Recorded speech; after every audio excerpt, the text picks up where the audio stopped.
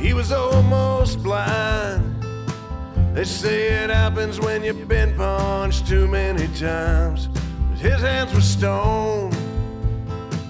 He was a bare-knuckle champion in an earlier life. It was hard not to stare.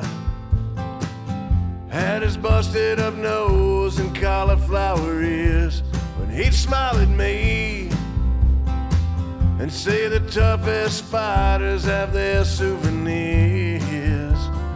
How to carry on when the hardest punch is thrown. Take away the burden from our shoulders. He lived next door. He'd sometimes get with my father and talk about life. They'd sit on the porch, drinking beer and remembering happier times. I was a child, but I was far too young to ever understand what it meant to have a son who'd been drafted and killed in Vietnam. How to carry on when the hardest punch is thrown.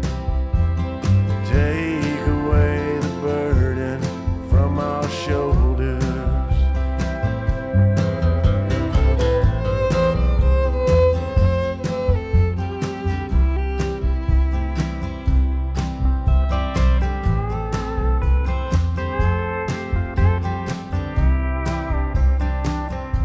My father and I tried to keep him company so his mind could rest.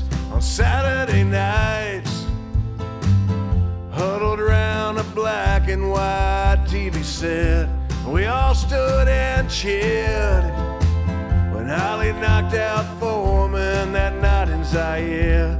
And later that night, my father held his hand as he broke down and cried.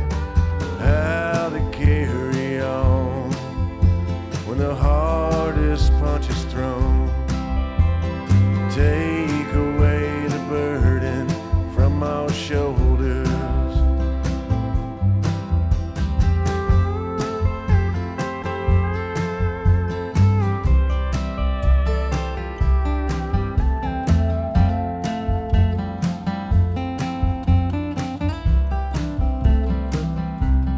There stands a wall in a clearing across from the National Mall, crowded with names of the thousands of children that never came home. I stood in the rain, watching dozens of mourners stumbling by.